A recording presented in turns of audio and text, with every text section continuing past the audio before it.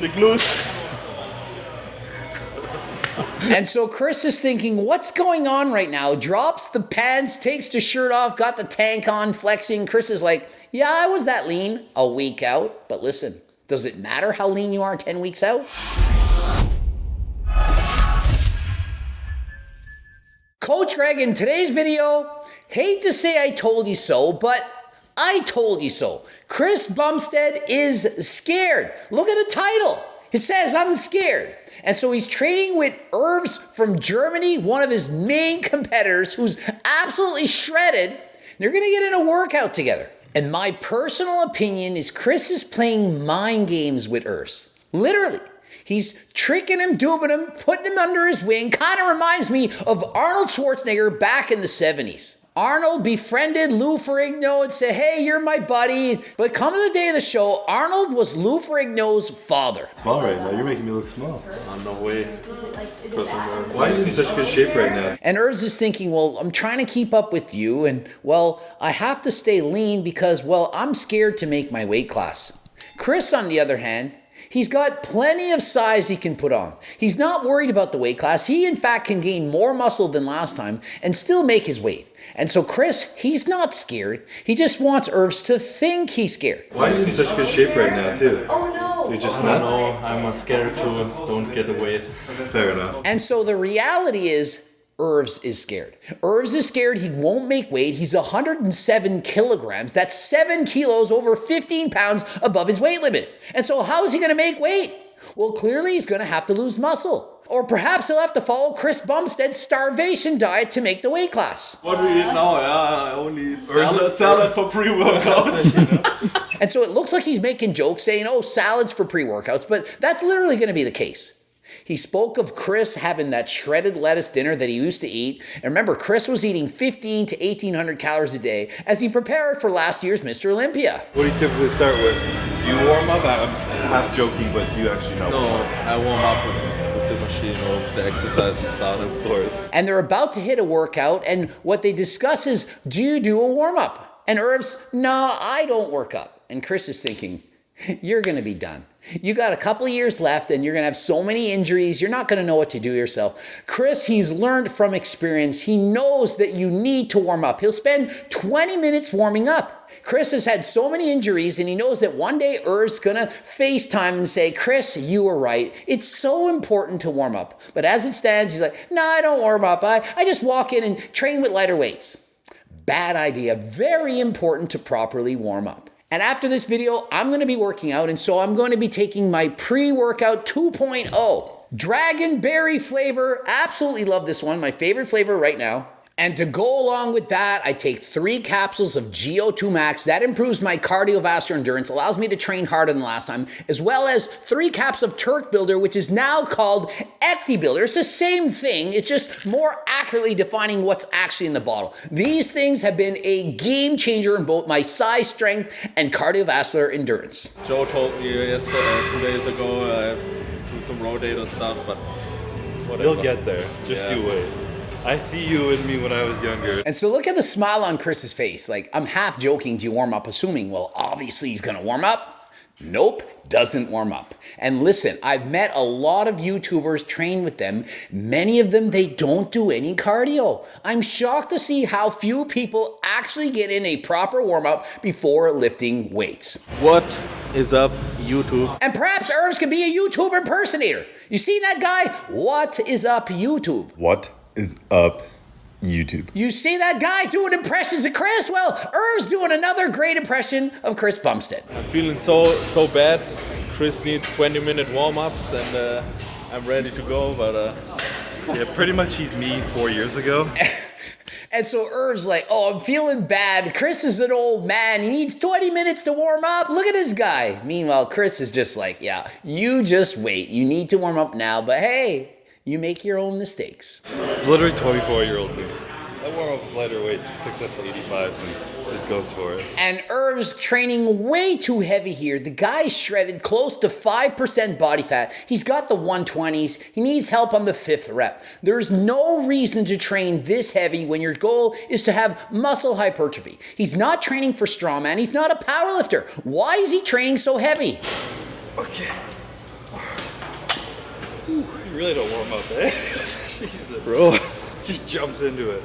2 reps, 2 sets, working out. And so Chris is like, you did 2 warm-up sets with heavy weights and you're going full out to failure. He's like, what is wrong with you? I got some more carbs inside me today. You got a lot of food in you today? Automatically feeling more. You get to eat. Yeah, you don't want to see mine right now. And so Irv's quick to pull up the pants and say, look at how friggin' peeled my leg is. I have an extra carb today. Look at me lift the 120s. Look how strong I am. Check out the feathered quads. Chris is saying, yeah, wait till show day if you even make it that far. And so Chris, he has the experience. 3-time Mr. Olympia champion. Irv's the young up-and-comer. He should be taking notes from Chris. All you, come on. More. Push. Yeah. And so Chris demonstrates he's not immune to ego lifting. He then grabs the 140s to one-up Irv's 120s. Guys, it's not a lifting contest. It's not whoever can lift the most weight. Who cares? If you can grab the 80s and get it for 10 or 15 reps, and that's safe for you, and you can build muscle, get a good pump, that is much more important than trying to show off and who can out-press the other guy doing dumbbell shoulder presses. This is a very dangerous exercise to be using really heavy weights for. I remember once back in the day, I had the 110s. On rep number 10, it went back a little bit. Shoulders injured for 3 months. Be careful. Come on. Just keep moving. Couple of more warm-ups next time. Irvs realizes he can't do the 140s, drops the weight down to 115, gets 5 reps and then 5 forced reps. Listen, people, you don't have to force out just as many reps as you get on your own. If you're doing a set of 5 and you get 5 forced reps, it's too heavy. When you do forced reps, perhaps 2 or 3 more, that is all you need. If you're failing at 5 and your goal is to get 10, lighten the weight. Instead of 115, use the hundreds. Get 7 or 8 on your own and then do a couple forced reps. I'm not saying don't train past failure, but really, do we need to fail at 5 reps and then get 5 extra reps? This is heavyweight ego lifting. You gotta play safe. You don't want to get injured 10 weeks out from the Olympia. And Chris, the 140s, he gets 3 reps past failure. In my opinion, that was 1 rep too many. Irv's saying, come on, 2 more. And so Chris doesn't want to disappoint. But really, it was enough. If the spotter's lifting half the weight at the end, you're pushing too hard. It's about being safe, people. You don't have to push past failure to this extent.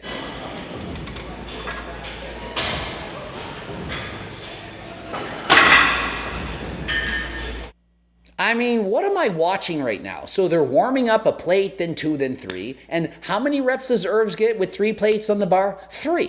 I'm warming up, I'm gonna do 3 reps. Are these guys powerlifters? This is how powerlifters train. If you're warming up, warm up. Don't stop at 3. What kind of a warm up is 3 reps? You don't need to warm up with such low reps. You don't need to do as many as Kai Green, doing 20 reps of every single set to warm up. But there's gotta be a healthy balance in the middle.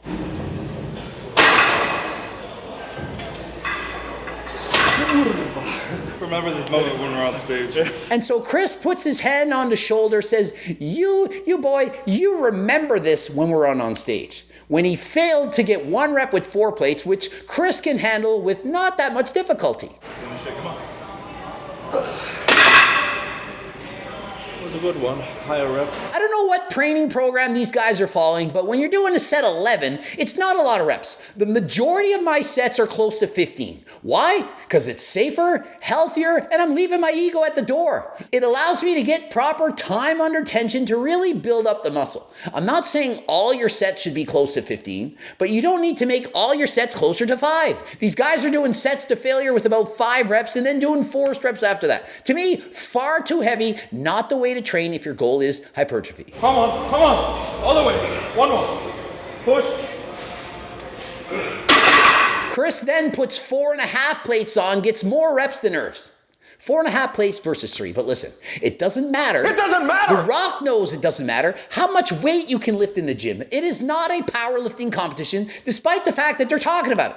You don't need to lift the most amount of weight when you're on stage. It's who looks the best. Perhaps who looks the strongest. But it's not about who's the strongest. It's about who looks the best. And so it's not a contest. See how much weight you can lift. Up next, side laterals using a machine. This to me looks a lot better, a lot safer. Rather than lifting super heavy, they're trying to concentrate more on form. And towards the end, they're doing either partial reps or forced reps with a partner. You have a good peak, but they're short.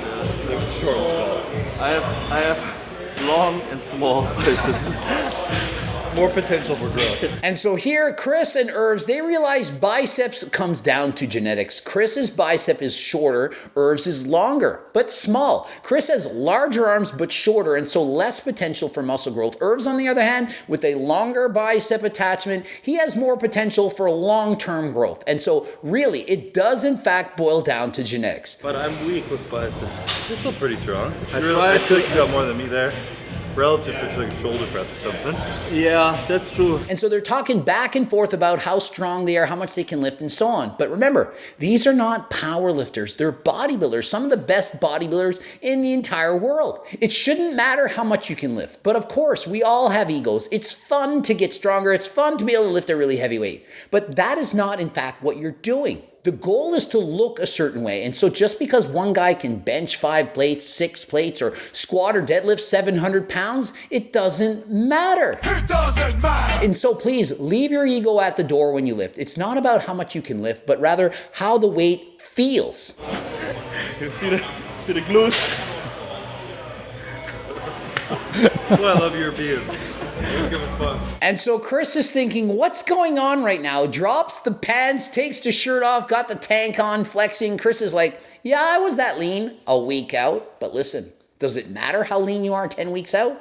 No, the judges don't care if you're 5% body fat 10 weeks out. What they care about is how do you look on stage? And if you're this shredded 10 weeks out, how could you possibly build muscle? The leaner you get, the harder it is to build muscle. And you all know I'm a fan of main gaining, but I've never stated that you should try to main gain at 5% body fat. And so Chris is doing it smarter. He's a little bit heavier in the off season. He's not fat, perhaps 10% body fat, but this is much more sustainable. Staying 5% body fat year-round, that is extremely difficult. And you ever notice how these guys with the most incredible physiques, they're the least likely to show what's underneath? Chris Bumstead and Irv's both training the majority of their workouts with their shirts on. Only after they have a complete pump will they reveal what underneath. Not sure if there's perhaps a slight amount of body dysmorphia where they don't want to show what they look like without a pump. Who knows? You notice Kai Green, full sweater and hoodie during his entire workout. Are they not happy with what's underneath? I don't think they are. They're hiding it from the world, and only when they're shredded with a complete pump will they reveal what's underneath. And so let that be a lesson. No matter how good you look, you still want more. You're never satisfied. Irv's and Chris Bumstead, absolutely incredible physiques. Do you think they're satisfied? Do you not think they want to continue to improve? Of course they do. Thank you for having me on here. Thank you for making the trek all the way from Germany and It was great. checking out the gym. And so hopefully you're looking forward to the battle of Chris versus Irv's at the Olympia. I 100% believe that Chris is going to dominate this year. Perhaps Irv's in the future will begin to catch up. Hopefully take some tips from Chris. Gotta warm up properly. Don't get injured. Be safe. Ending it here. And I'm feeling amped, about to go to the gym, looking for HCLT subs. Use code Greg to get 10% off. Remember, click the link in the description, go to hcltsubs.com. The Seco bar tastes absolutely amazing. Can't wait to have it on the way to the gym. All the products in the background, as you can see, all that's available and many more. Please click the link in the description. Watch the 2 bloops. Follow me on Instagram, Greg Doucette IB Pro. And until next time, I'm out.